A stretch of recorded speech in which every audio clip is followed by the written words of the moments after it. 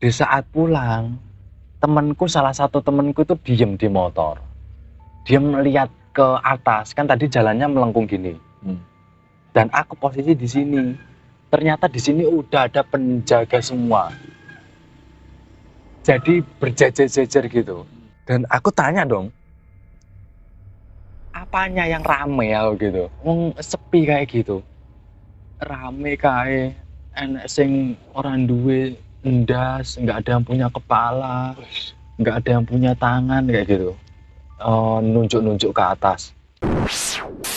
Halo, balik lagi bersama gue Riko di Brokis lo. Apa kabar kalian semua? Semoga kalian semua dalam keadaan selalu diberikan kesehatan, keselamatan, dan juga keberkahan. Pada video kali ini gue sudah bersama seorang narasumber yang akan bercerita tentang pengalaman misterinya. Sebelum kita berkenalan dengan narasumber kita, jangan lupa juga subscribe, like, share, dan komen. Lanjut kita berkenalan dengan narasumber kita. Halo, Bro Rizky. Halo Mas Riko. Apa kabar nih?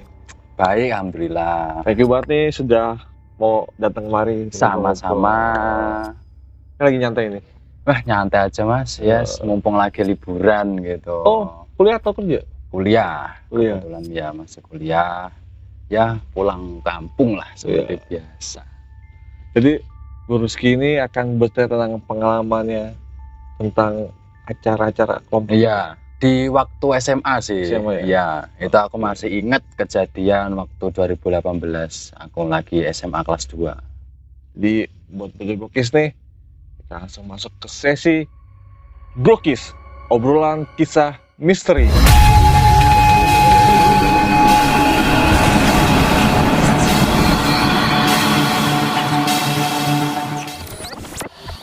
Bu Rizky, Ya, gimana nih? Ya, untuk tadi kan mau bercerita tentang pengalaman yang ikut kelompok ini ya, supernatural gitu. ya organisasi di sekolahku. Namanya itu dulu kalau nggak salah Young Paranormal. Itu tentang apa tuh? Yes, tentang remaja-remaja gabut di malam minggu sih. Jadi yang jomblo-jomblo gabut gitu ikut organisasi. Yes, ke tempat-tempat tertentu yang sekiranya itu terdapat misterius di situ, keunikan sendiri di lokasi tersebut gitu. Jadi awal mulanya ini di sekolah atau pas jalan-jalan penelusuran gitu? Pertama ngumpulnya di sekolah dulu, kemudian nanti ya sekitar pukul 9 anak-anak udah kumpul di sekolah dan start langsung berangkat ke lokasi yang diinginkan sama salah satu ketuanya. Jadi kita sebagai junior hanya ikut senior ingin mau kemana seperti itu. Dan pengalaman paling horornya? Itu di salah satu daerah sekitar Candi Penataran sih. Itu aku inget sampai sekarang kejadiannya.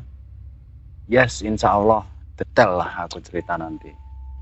Dulu saya masih kelas 2 SMA, ikut organisasi Young Paranormal di SMA ku. Jadinya dulu aku malam minggu kumpul sama teman-temanku organisasi, terus kemudian kita kumpul di sekolahan, kemudian kita berangkat lokasi di Candi Penataran tersebut. Kemudian sampai sana kita berbarengan ini naik motor bareng-bareng gitu. Terus pertama itu happy soalnya kan kita belum tahu lokasinya kayak gimana. Dan itu aku baru pertama ikut, jadinya langsung ke tempat seperti ini, aku kan nggak tahu. Nah pas sampai lokasinya itu jalan itu makadam, jadi nggak aspal, batu-batu kayak gitu. Terus sekitar mungkin jam 11 kok udah di tengah hutan gitu, di tengah hutan. Ini di mana lokasinya kok nggak sampai-sampai. Ternyata lokasinya itu salah satu rumah itu berada di bawah kayak jalan melengkung gitu loh. Iya. Jalan melengkung, di sampingnya itu ada kali lahar gitu, dan rumahnya itu tingkat 2 di tengah-tengah itu, dan itu salah satu rumah terpencil di situ. Jadi sekitarnya itu nggak ada rumah lagi. Nah dari situ aku, aduh kok merasa udah merinding dulu masuk ke situ, aku udah merinding, tapi gara-gara bareng-bareng jadinya ya nggak nggak merasa takut banget lah, Iya. gitu. Sudah sampai di lokasi, sama ketua organisasiku udah dipageri semua. Dipageri peranak supaya nggak terjadi hal yang nggak diinginkan. Terus ada salah satu cutting saya atau senior saya itu nunggu di luar atau jaga parkiran. Dan kebetulan saya masuk ke rumahnya. Nah, setelah masuk itu rumput itu udah tinggi, jadi seginiku, sekakiku. Dan aduh takut kalau ada ular aku gitu. Terus akhirnya senior saya suruh cepet, ayo cepet masuk karena di dalam yang tujuannya itu di dalam ini auranya tuh gede banget. Setelah aku masuk ke gerbang, aku lewat garasi. Setelah masuk garasi, saya lewat garasi. Saya inget itu garasinya itu pakai besi yang udah karatan gitu. Itu nggak dikunci. Jadi yes, mungkin udah ditinggali, jadi orang umum itu bisa masuk. Setelah saya masuk langsung bertemu dengan sumur. Sumur yang udah ditutup. Jadi tingginya itu kurang lebih 1 meteran gitu. Terus saya kepo, lihat ke sumur itu. Loh, kok udah ditutup aku gitu. Tapi di situ masih aman-aman saja. Aku aman-aman saja. Pas masuk ke sumur yang kedua, kan ada sumur itu ada satu di luar, satu di dalam. Iya. Nah, pas sampai saya masuk ke sumur yang satunya, itu bau kayak darah gitu loh. Bau anjir itu pekat banget. Padahal di situ aku udah positive thinking, udah berusaha positive thinking, ini mungkin bau bangkai atau apa. Nah, ternyata enggak. Itu katanya masyarakat dulu atau sekitar, itu tempatnya pembunuhan terus mayatnya dimasukkan situ. Dan itu masih ada airnya gitu loh. Nggak ada airnya tapi baunya nyowongat banget. Dari situ aku langsung agak mual. Aku agak mual, tapi berusaha udah masuk lagi aja dah. Aku nelusuri ruangannya tuh besar banget. Lantai 2 kan, itu udah kayak kursi-kursi masih ada. Terus lemari juga masih ada. Terus kemudian di lantai 2 itu ada yang barangnya jatuh. Padahal seniorku sama teman-temanku masih di lantai 1, masih kumpul di situ semua. Tiba-tiba di lantai 2 itu kayak lampu pecah gitu, tar gitu. Dan itu semua pada diem. Kalau bahasa Jawanya ini sopo rek ngono. Ini siapa gitu. Ada yang naik ke lantai 2 enggak gitu. Enggak ada gitu. Wah, di situ udah pada merinding semua, aku juga merinding. Terus ya udah dihiraukan aja, kita masuk ke bagian belakang, istilahnya kayak halaman belakang lah. Itu rumputnya tambah gede di situ. Dan aku inget itu ada kamar mandi sebelah sini dan di sini kayak peternakan gitu. Jadi masih ada bambu-bambunya, masih ada galvalumnya masih ada, dan di atas itu udah rimbun banget itunya pohonnya. Nah, dan di situ aku cuma melihat pertama nggak ada apa-apa aku gitu. Terus kemudian seniorku ini gini, dim gitu. Terus semua takut dong, ada apa gitu. Tiba-tiba di kupingnya aku dan teman-temanku ada nangisan cewek. Itu jelas banget. Aku di situ baru pertama kali dengar suara tangisan seorang cewek. Jadinya aku, kok ada yang nangis.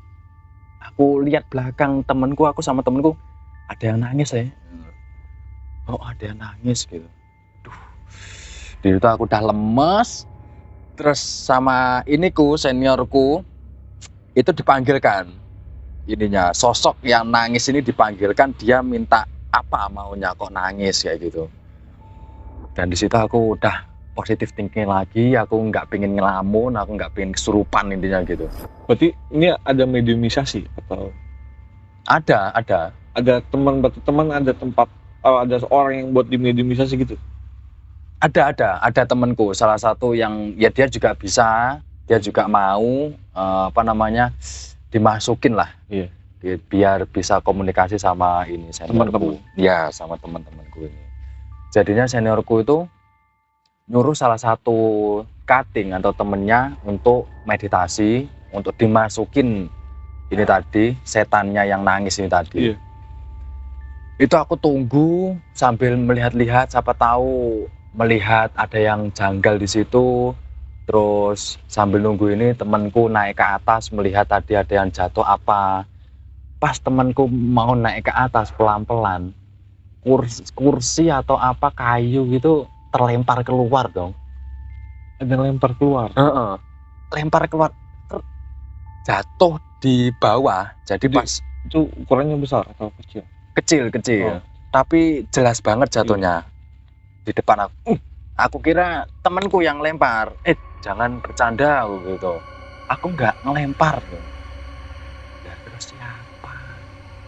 Tadi udah lampu barang jatuh, ada kayu yang terlempar sendiri. Duh, ini udah nggak kondusif. Iya. Tapi seniorku sama yang meditasi itu masih menjauh.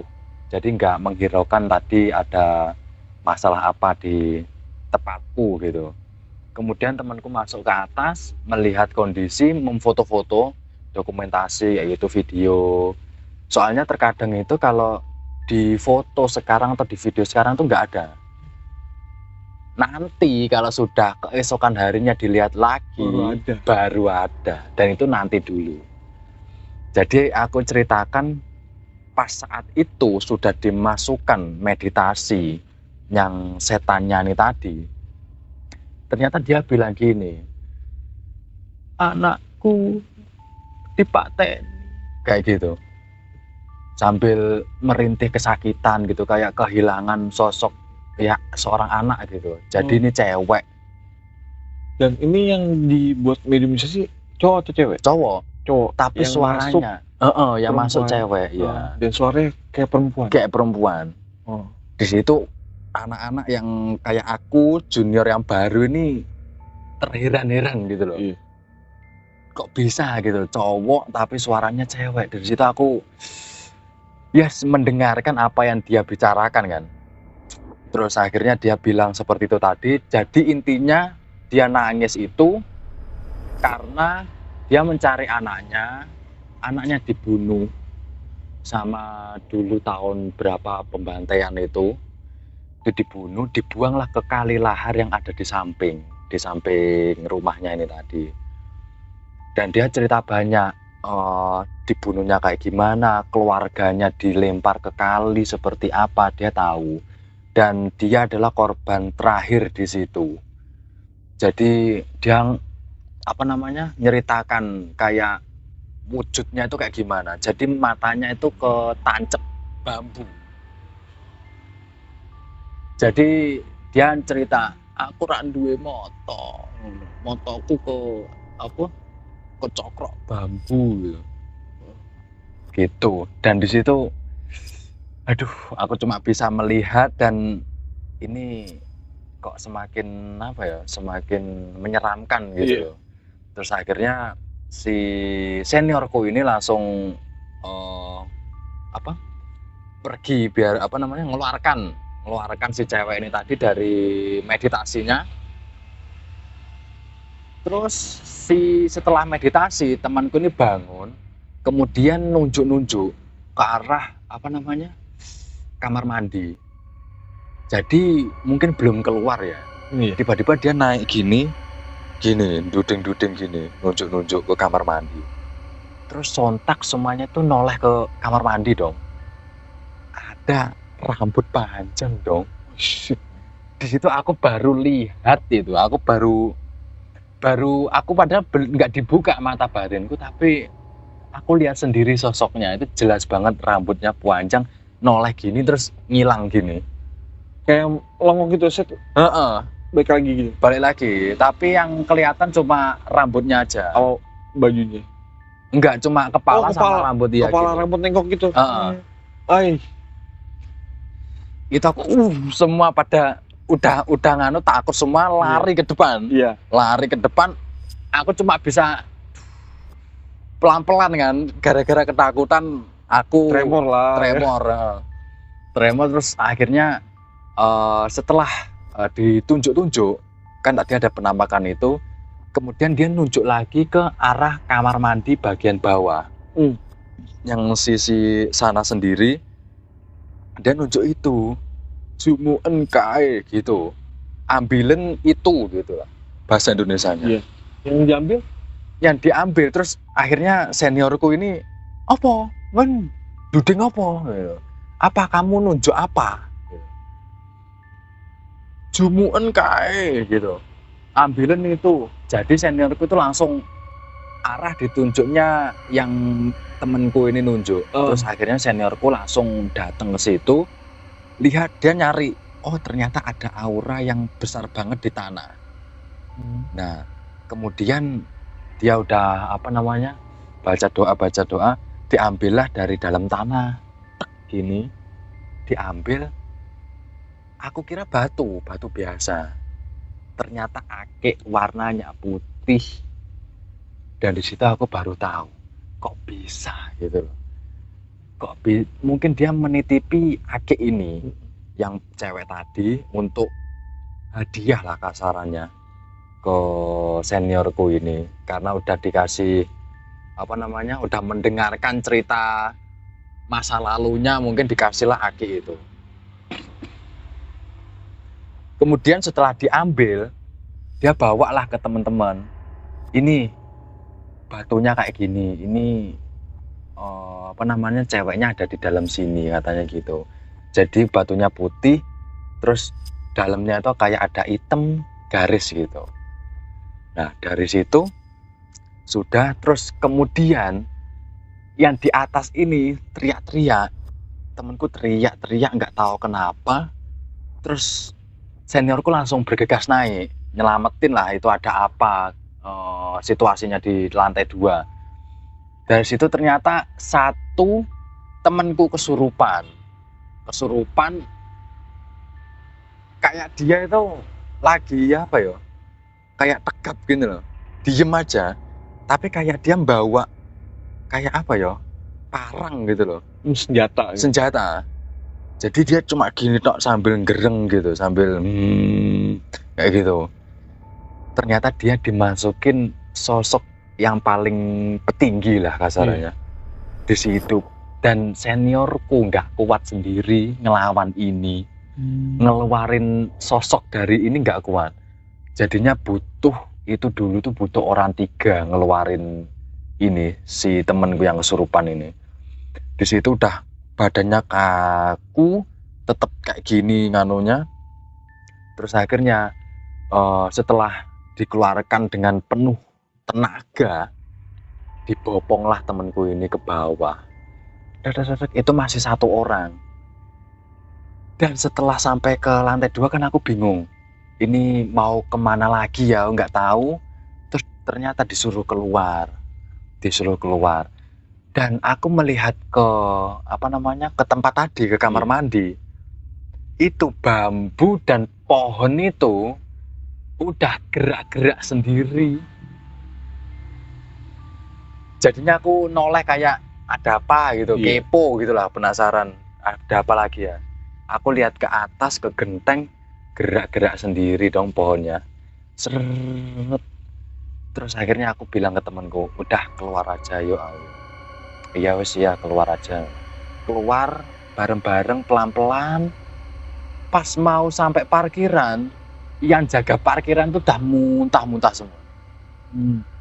Muntah udah, tapi nggak bisa keluar, cuma kayak gitu. Dan aku untung masih bisa nahan, cuma mual aja aku pas mau keluar rumahnya itu. Terus di situ udah nggak kondusif. Yang tadi temenku itu juga masih belum sadar, yang lainnya udah pada bingung mau pulang mau ini. Terus aku udah minta ke seniorku, kayaknya udah dulu deh mas di sini ya gitu. Iya sebentar, ini mau ngeluarin temenmu dulu, ini soalnya saya nggak bisa ngeluarin sendiri dan tenaga saya juga udah nggak kuat lagi gitu. Di situ udah semua, untung ada yang bawa minum, diminumlah itu. Terus udah pada sehat kasarannya. Jalan netral lah. Sudah netral, ya. setelah muta-muta udah pada sehat, terus bergegas pulang. Di saat pulang, salah satu temenku itu diem di motor, diem melihat ke atas, kan tadi jalannya melengkung gini, dan aku posisi di sini. Ternyata di sini udah ada penjaga semua, jadi berjejer-jejer gitu katanya loh, kan aku nggak bisa ngelihat. Iya. Berjejer-jejer, terus temanku, "Cah, rame cah," ngono. Dan aku tanya dong, apanya yang rame ya gitu, wong sepi kayak gitu, rame kayak enek sing orang duwe endas, nggak ada yang punya kepala, nggak ada yang punya tangan kayak gitu, nunjuk-nunjuk ke atas, aduh gitu. Terus ada satu lagi yang di belakang, jadi kita terkepung lah ibaratnya. Iya. Yang bisa ngelihat itu pasti udah takut di saat seperti itu. Jadi di jalan sini yang ini tertutup, terkepung, di sini juga terkepung. Dan di situ udah seniorku udah ibaratnya udah gimana, kehabisan cara lah. Iya. Ini mau gimana? Kalau misalnya kita tembus, nanti kasihan anak-anak pada kesurupan kayak gitu. Dan pada akhirnya seniorku ibaratnya ngeluarin ilmunya, ngeluarin semua ilmunya untuk ngelindungin teman-temanku ini. Jadi dipagerin semua lagi buat keluar dari lokasi ini. Dan di saat keluar itu aku biasa aja, aku nggak gonceng siapa-siapa, aku sendiri naik motor sendiri. Setelah naik ke atas, red gini, sampai ke sini itu kayak ada yang meluk atau apa ya, Rangkul. ngerangkul aku. Dan itu berat banget, padahal aku nggak bawa tas apa-apa. Berat banget, dan yang merasakan nggak hanya aku aja, teman-temanku semua merasakan di situ berat banget intinya. Jadi motor tuh pelan gitu, sambil lemes gitu badan itu.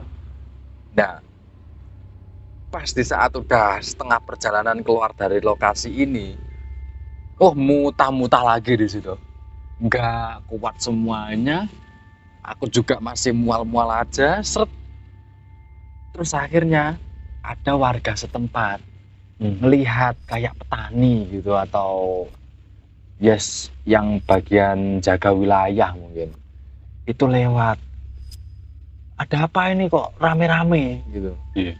Bapak minta tolong, ini tadi ekspedisi ke bawah gitu. Diceritakan kronologinya, ke bawah cuma ingin nyari informasi lah di rumah ini. Tapi ternyata yang jaga itu kuat banget gitu loh, jinnya itu kuat banget. Akhirnya untung aja yang lewat ini bapak-bapaknya tadi bisa menyembuhkan teman-temanku. Di situ aku ketolong banget, jadinya wes kalian minta air minumnya, ada yang satu masih utuh, dikasihlah ke bapaknya ini tadi, dibacakan, terus per anak suruh minum secukupnya lah, dibagi ke teman-temanku. Di situ udah agak enak lah badan. Udah mulai normal lah. Iya, udah mulai normal. Dan di situ aku lihat jam itu jam 12, jam setengah satuan lah. Dan itu kondisi di tengah hutan mas itu. Nah, aku nggak bayangin kalau aku sendiri gitu udah tersesat mungkin. Nah setelah itu udah minum, udah pada netral lagi. Ini senior ini masih penasaran. Kita nggak tahu kan mau diajak kemana. Kita diajak, aku kira pulang ke SMA lagi, ke rumahnya masing-masing. Ternyata itu ke tempat tujuan yang kedua. Dan itu ada lagi. Padahal aku itu udah nggak kuat, aku udah pengen pulang aja. Nah, tapi seniorku ini udah, aku pengen malam ini dapat 2 akik kasarannya gitu, 2 tempat misterius kasarannya gitu. Terus akhirnya kita sebagai junior kan, sebagai junior kita nggak tahu mau kemana, ya udah ngikutin, teman-temanku juga ngikutin, terus kita mampir ke salah satu di kelurahan ini terdapat kolam. Di atasnya kolam itu ada pohon beringinnya. Nah, jadi di situ juga ada warung kopi. Jadi teman-teman pada ngopi, pada ngisi tenaga lagi, seniorku juga. Dan kemudian setelah semua istirahat, kita turunlah ke lokasi itu. Pertama, ya fan-fan aja, nggak ada apa-apa, cuma kolam sama pohon beringin. Dan di sini terdapat 2 tim, jadi dibagi 2 tim, yang satunya ke arah kali, yang satunya ke atas. Jadi ada tangga gitu ke atas. Nah, di situ pertama aku ikut temenku yang di atas, karena yang di kali ini semua senior semua. Jadi aku ikutlah ke atas. Nah, pas di atas, temenku kan mungkin sensitif ya mas, sensitif. Jadinya pas lihat pohon beringin dan pohon bambu, itu kayak aneh gitu. Padahal itu aku belum dibuka mata batinku. Itu aku bisa merasakan kok aneh ya di titik ini ya gitu. Dan itu aku orang 3, temenku, yang temenku satunya ini bisa buka mata batin ibaratnya gitu. Yang satunya aku sendiri. Nah, yang 2 orang ini dia udah duluan. Udah mungkin temenku yang bisa buka mata batin ini mentransfer ilmunya ke temenku biar dia bisa melihat apa yang dia lihat. Nah, dari situ aku naik. Pertama nggak ada apa-apa. Aku naik, hampiri marani ini teman-temanku, terus dia gini, lihatan itu, apa yang dilihat kamu? Coba lihatan itu terus gitu. Tanpa aku sepengetahuanku, aku dibuka mas. Tanpa sepengetahuan, jadi aku fokus, kan aku fokus satu titik. Ternyata temenku itu iseng mungkin ya, aku juga dibuka, dan itu aku nggak sadar. Tiba-tiba ini yang paling aku nggak bisa tidur selama semalaman, lihat sosok ini. Jadinya aku dulu lihat banget jelas itu setelah pohonnya gerak-gerak. Itu kayak pohon itu gimana ya, ngebuka gitu loh, daun-daunnya itu ngebuka sendiri. Terus aku semakin kok aku lama-lama kok bisa melihat sosok ini gitu, karena aku nggak tahu kalau aku dibuka kan. Aku melihat sosok ini, aku tamat nih, aku fokus, ternyata ada tangan yang buka itu. Itu aku merinding, tapi aku kepo, aku penasaran. Itu ada yang buka gini, gitu. Dan itu tangannya besar banget, kukunya panjang sampai ke bawah. Itu aku baru seumur hidup baru lihat sosok kayak gitu.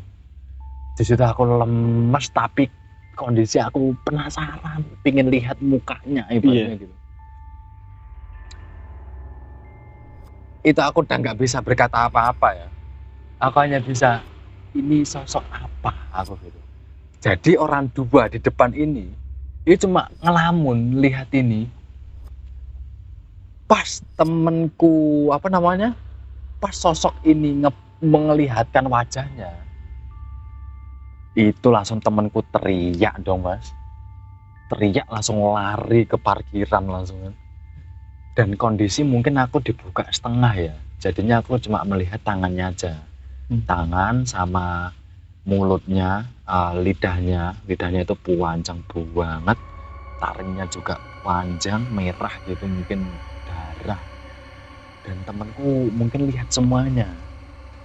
Jadi serem banget, apalagi katanya itu matanya itu hampir lepas gitu. Terus serius gitu. Hampir lepas dan apa ya, berbulu gitu loh. Berbulu. Dan itu aku udah nggak bisa teriak, udah nggak bisa. Dan dia nggak mau nampakin semua. Jadi setelah dia mungkin gini, terus ditutup lagi. Dan dia masuk. Tapi temanku mungkin udah lihat wajahnya, dia lari ke atas. Jadi tinggal aku sama temanku ini tadi di situ. Terus temanku bilang gini, udah bisa lihat apa yang ada di situ. Udah, aku bilang. Nah terus bentuknya apa? Nanti pasti sekolahan aja aku cerita. Nggak berani lah. Nggak berani, aku nggak berani bahas di situ, Mas. Yes, jadinya di situ aku besok temanku bilang ya tak gambarkan besok di sekolahan gitu. Kayak gimana bentuknya. Oke. Dari situ aku turun. Temanku ini tadi ngampiri yang teriak tadi temanku. Aku turun ke tim yang selanjutnya. Tim kedua lah ibaratnya. Ini seru ini. Serunya, tapi itu juga ada suara cewek ketawa. Di situ aku tanya, di sini ngapain lah? Gitu. Ini loh, ambil akik si seniormu disenengi sama penunggu sini. Aduh, gitu. Kok ada adegan ini loh, si hantu nyenengi seniorku. Nah, terus aku kepo dong, lihat mereka ini ngapain. Di dalam hutan, di dalam kali, itu ada sosok ketawa cewek, mungkin Mbah Kun mungkin. Itu si tante. Dan itu ada dua, Mas. Yang satu putih, yang satu merah. Aku kan yang familiar putih kan ya. Iya. Itu ada yang merah juga. Di situ aku nggak tahu, mungkin terlalu polos aku. Itu yang merah-merah apa ya, Mas, gitu. Seniorku langsung itu kuntilanak merah gitu. Aku bingung dong. Masa, Mas, gitu. Kuntilanak merah itu yang paling serem itu gitu. Tapi dia itu cuma terbang gitu toh. Terbang masuk ke hutan, udah gitu aja. Tapi yang sosok putih ini dia diem. Dan suara ketawanya itu dari siang ini, Mbah Kun yang warna putih ini. Soalnya bersama kering ikan kuda ya. Itu aku, itu ketawa aku juga seumur hidup baru tahu, dengar langsung suaranya Mbah Kun seperti itu. Di situ temenku gara-gara dia nggak takut sama Mbah Kun ini, disamperin, diajak komunikasi. Terus dia teriak, ini demeni aku gitu, nyenengi aku gitu. Nah, terus spontan teman-temanku, kok bisa gitu, emang kamu ngapain kok disenengi gitu. Terus akhirnya apa tak mintane akik gitu. Jadi yang paranormal ini perkumpulan remaja yang ngumpulin akik, mungkin bisa dibilang gitu ya, Mas. Ngumpulin benda-benda gaib lah. Iya. Dan seniorku yang ngincer akiknya aja. Setelah seniorku masuk ke ini tadi kali, itu ketawanya semakin jelas itu. Itu aduh, merinding banget dah dengerin suaranya. Terus akhirnya ada kayak suara lempar batu ke kali, pluk gitu. Spontan seniorku ini langsung masuk ke kali, jadinya langsung nggak mikirin celananya basah apa enggak, Nyebur aja. jebur ngambil ini. Terus dia teriak-teriak, sudah dapat gitu. Nah, terus akhirnya dia ke teman-temanku, liatin akiknya ini. Akiknya itu hitam, ada bintik-bintik putihnya gitu loh. Dan dalamnya itu nyala. Akiknya ini nyala. Dan itu aku baru tahu, akik kok bisa kayak gini gitu loh.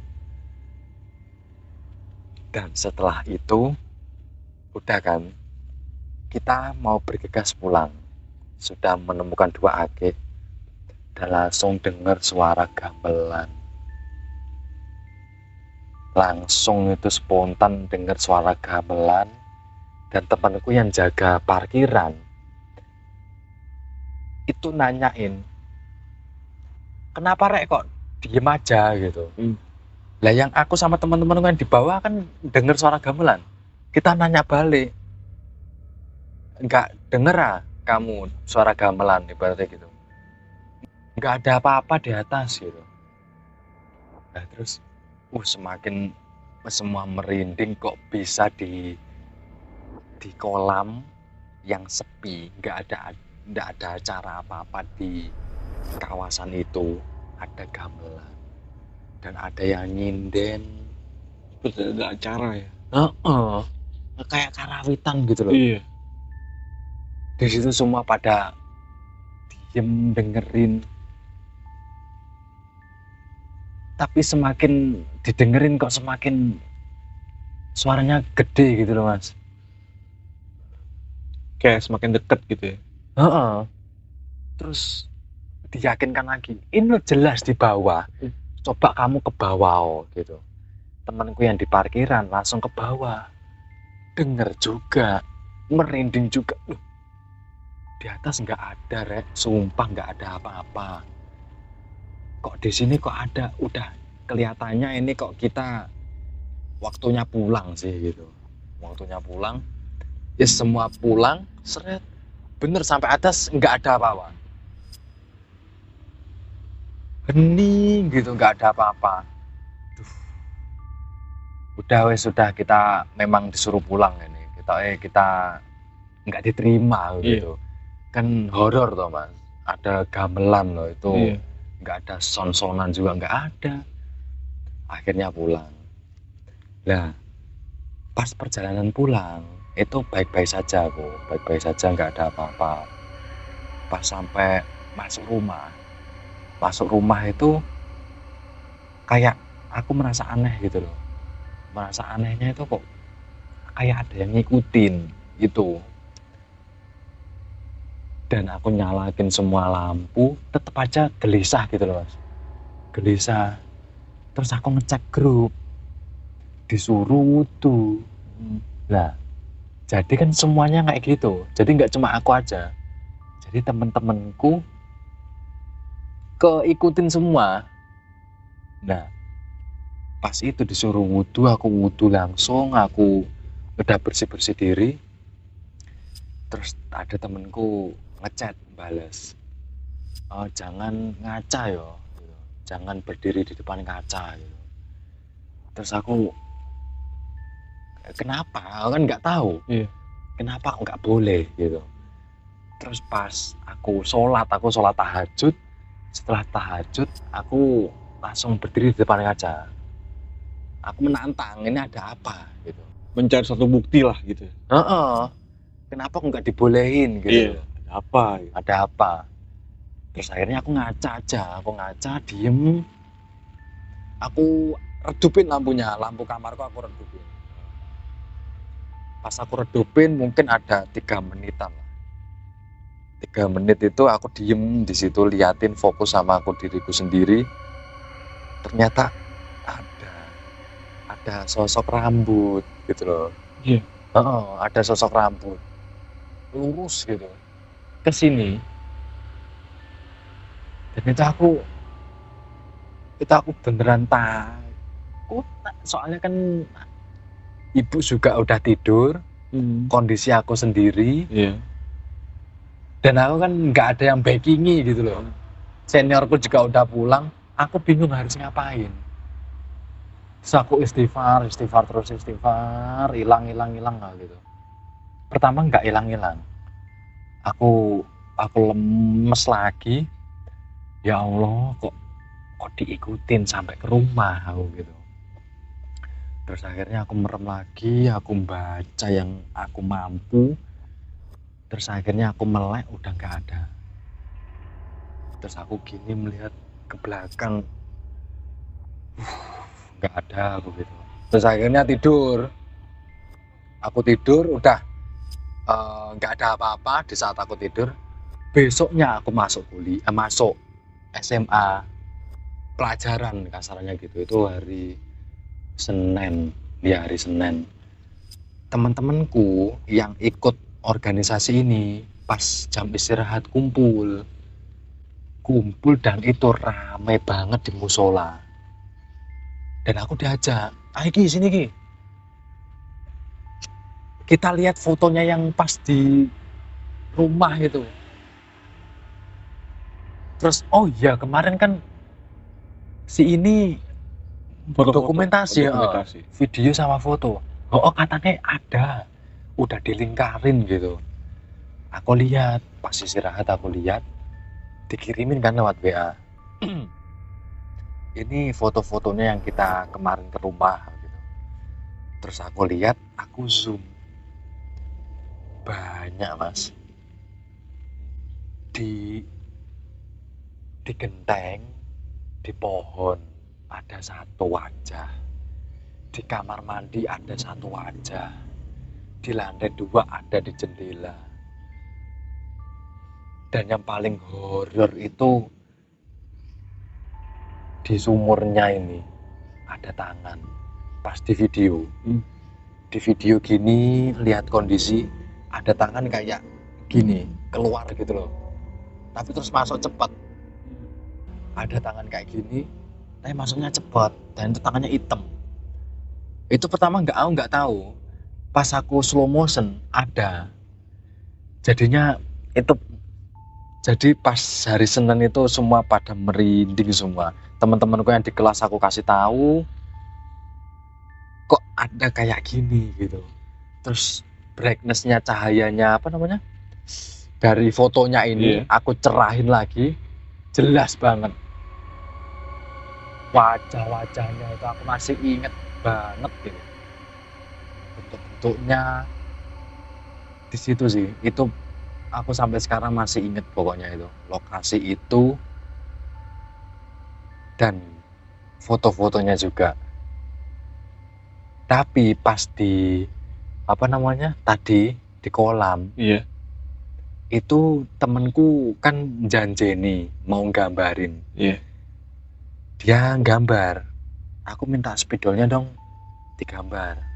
Ini loh tak gambarin yang kemarin temenmu teriak-teriak gitu. Digambar sketsa. Aku juga meskipun gambar aku takut. Meskipun cuma sketsa aku takut karena memang katanya sosoknya itu tinggi banget. Setiang listrik katanya gitu.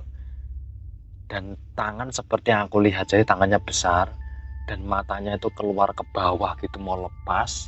Taringnya tinggi, taringnya tajam banget ke bawah dan gondrong. Gondrong dan wajahnya berbulu, penuh dengan bulu. Dan di situ ditanya, kamu lihat yang apa? Aku tangannya aja sih, gitu. Wajahnya kayak gini. Kalau kamu lihat, aku buka, lihat wajahnya sosok ini, nggak bisa tidur seminggu kamu gitu. Dan temenku yang diliatin seluruh sosoknya ini nggak masuk kelas, panas badannya sampai nggak masuk 3 hari. Kaget lah dia. Kaget. Penampakan itu. Iya. Ya itu sih Mas, itu pengalaman sampai aku kuliah ini masih inget. Jadinya ya mungkin aku nggak sia-sia sih ikut seperti itu. Di sisi lain juga oh ternyata tahu di bangunan ini sejarahnya kayak gimana.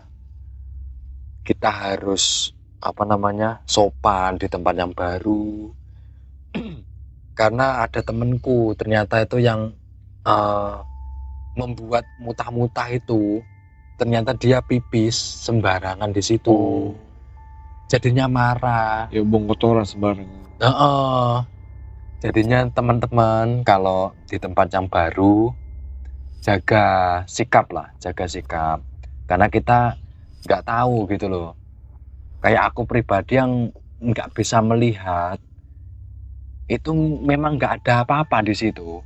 Tapi kalau yang udah bisa melihat, merasakan sensitif kayak gitu, itu pasti dia akan menghargai karena ada sosok di situ gitu. Jadinya yes, pesanku itu sih, kalau di tempat baru atau teman-teman mau ngikutin explore, jaga adab. Iya, jaga adab, sikap, tata krama. Iya, dan jangan sok-sokan, udah gitu. Jangan nantang-nantang. Ya, jangan nantang-nantang. Wah, ini keren banget cerita sih.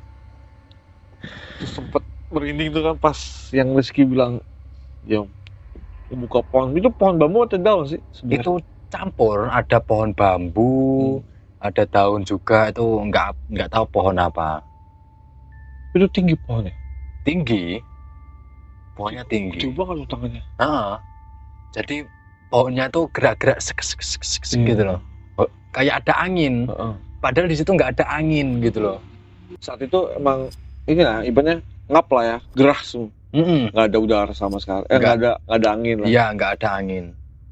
Tiba-tiba itu pohon gerak-gerak sendiri. Pohon gerak-gerak sendiri kayak yes, kena angin kenceng lah. Itu keluar sosoknya di balik itu. Untuk tangannya itu untuk kayak kita nih mulus atau dia udah hitam berbulu kalau katanya temanku, berbulu, kukunya panjang. Yang Rizky lihat? Ya kayak kuku aja, tangan sama kuku. Kan nggak bisa lihat detailnya. Jadi cuma kuku aja panjang sampai ke bawah tanah gitu, nyentuh tanah kukunya. Panjang banget. Iya gini.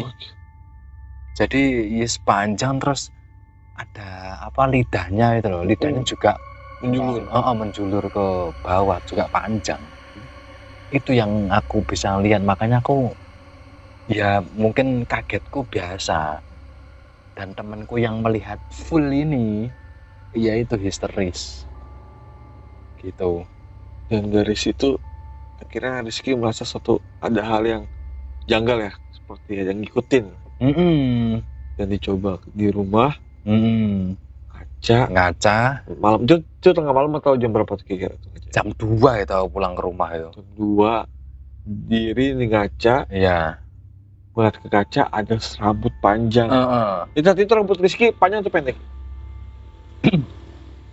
Aku kan ikut paski ya teman-teman, jadinya gundul. Yang nggak panjang, ya tipis lah. Ya. Cepak ya, 3. Cepak. Dan dari gulu sini, dari punggung ada rambut. Itu aku, aduh. Yes, aku mau mikirin itu rasanya mau mual lagi teman-teman. Aja ngobrol gini aja apa ya? Sedikit pusing ya kita ngobrol gini ya. Rizky cerita, saya dengerin, ngebayangin, wah ini dia udah pusing berarti Brokis nih kan. Di sumpah itu umur berapa tuh Ki? Kelas 1 ya? Kelas 2. Kelas 2 SMA. Iya. Wah, kelas 2 SMA nya pengalamannya segitu. Yes, itu teman-teman. Jadi dan itu aku satu malam langsung 2 lokasi itu. Dan fisik benar-benar drop ya? Iya. Terus yes, intinya itu sih. Jangan maksakan. Ya. Kalau emang fisik udah nggak kuat, cukup satu lokasi aja. Iya, cukup satu lokasi lah. Memaksakan diri. Iya. Ya untung aja kan ada senior yang bisa ngebantu. Kalau nggak ada, itu yang mau ngobati siapa mas? Kan nggak tahu. Ya bisa pagi tunggu siang ya. Masa yang suruh keluar-keluar sendirian ya nggak bisa. Ya itu sih. Dan yang paling merinding ya itu pas lihat foto. Itu mungkin kalau HP ku masih ada aku kasih lihat fotonya. Itu viral dulu satu SMA aku. Sampai ke guru-guru ya tahu. Sampai ke guru-guru. Si katingku juga diwawancarai juga sama guru. Ini tenan le ngono. Ini beneran Iya itu beneran Bu gitu. Kok bisa ya nampak wajah banyak. Ini mungkin apa jangan-jangan yang penunggu rumah itu loh Mas, aku merindingku gitu.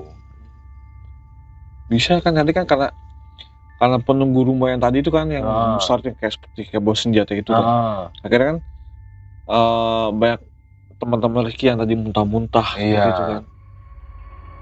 Dan itu seperti maksudnya pas keluar dari rumah itu mau keluar balik itu nggak bisa, ada nyegat, mau mundur juga ada nyegat gitu. Ada. Kayak di press gitu. Jadi ya Di press itu, dan itu semua teman Rizky lihat itu mereka semua ini tanpa kepala gitu. Aku kan masih samar-samar ya Mas. Aku samar-samar, tapi temenku yang bisa ngelihat itu kayak orang waktu penjajahan gitu loh. Ada yang kakinya nggak ada, tangannya nggak ada, kepalanya nggak ada, jadi macem-macem di situ. Iya. Dan yang horor ini rumahnya di cekungan jalan ini gitu loh. Cekungan ini kalau nggak salah bekas lahar Gunung Kelut. Iya, laharnya Gunung Kelut. Jadi jenazahnya itu dibuanglah ke ini tadi. Lahar. Kali lahar ini tadi. Lahar. Wah itu. Kali lahar dibuat besar Mas kalinya. Dan itu rumornya katanya kalau orang bunuh diri di situ karena bambunya dari pohon-pohon itu ke bawah semua. Jadi mengarah ke kali, kayak ranting-rantingnya. Bambu itu juga mengarah ke kali. Jadi nyosrok gini loh. Jadi kalau orang berenang itu udah kecantol itu. Kayak sampah-sampah itu kecantol di situ. Oh seperti ini ya, ibaratnya kayak bambu runcing lah itu. Jadi kalau yang berenang itu kalau emang sampai kena bambunya, iya, udah ketusuk. Makanya orang yang dulu bantai itu tinggal buang ke kali aja, ketusuk sendiri orang-orang itu. Wah, itu udah kayak tempat ini ya, apa namanya, duri-duri tajam gitu kan? Ibaratnya gitu. Di Darul Lahar cuma di pinggirannya itu bambu-bambu udah siap. Iya. Menerkam korban. Itu ya salah satunya tadi yang cewek nangis ini. Iya. Yang di rumah itu kan katanya matanya setengah kecolok itu tadi. Terus anaknya itu dibantai, dipenggal atau apa itu dibuanglah ke kali itu. Satu keluarga gitu loh. Tuh, Kak bayangin gimana saat itu kan dengerinnya, merasain aura-aura mereka, energi mereka kan. Penuh dengan kesedihan. Iya, kesedihan. Dan aku pernah kelas 3 aku nganter undangan ke salah satu SMA di Penataran. Tiba-tiba ke rumah situ siang-siang aku ngelewatin, aku nggak sadar. Aku nggak sadar itu kok bagus ya. Kalau siang tuh bagus memang, hutan-hutan kayak gitu. Pemandangannya. Alam. Pas tahu jalan turun gini, itu baru tahu lihat kiriku rumah yang aku datangi. Pada waktu aku junior, itu aku sumpah itu aku udah nggak mau noleh itu. Sumpah aku udah gini tok, ngelirik gitu aja udah. Ya Allah ini kejadian aku dulu aku gitu. Sudah langsung naik aja aku. Dan aku sempet naik sini melihat kondisinya. Ternyata ya kayak rumah orang kaya gitu loh. Bangunan elit lah zamannya. Peninggalan Belanda itu. Iya. Jadinya aku ya heran kan kalau malam kan nggak kelihatan. Kalau pas siang itu, oh ternyata rumahnya ya bagus gitu. Masih bisa dilihat lah. Walaupun sekitarnya udah nggak kerawat kan. Iya. Dan sepanjang jalan itu tadi tidak ada rumah, itu yang aku heran itu. Rumah itu sendiri tuh. Iya, rumah di situ tuh ngapain gitu loh, yang jadi pertanyaanku. Nggak tahu kan, zaman dulu kan mungkin itu tempat yang benar strategis lah buat Iya, dia. mungkin bisa jadi. Tenang. Iya. Nih, Rizky, terima kasih nih udah Iya, berbagi Mas. ceritanya. Sama-sama. Keren banget nih ceritanya, sumpah. Bikin merinding kan. Sudah nggak mau lagi aku. Oke. Ya, buat Brokis, terima kasih sudah menonton video kali ini. Jangan lupa juga bantu subscribe, like, share, dan komennya. Akhir kata, gue Riko dan Rizky. see you.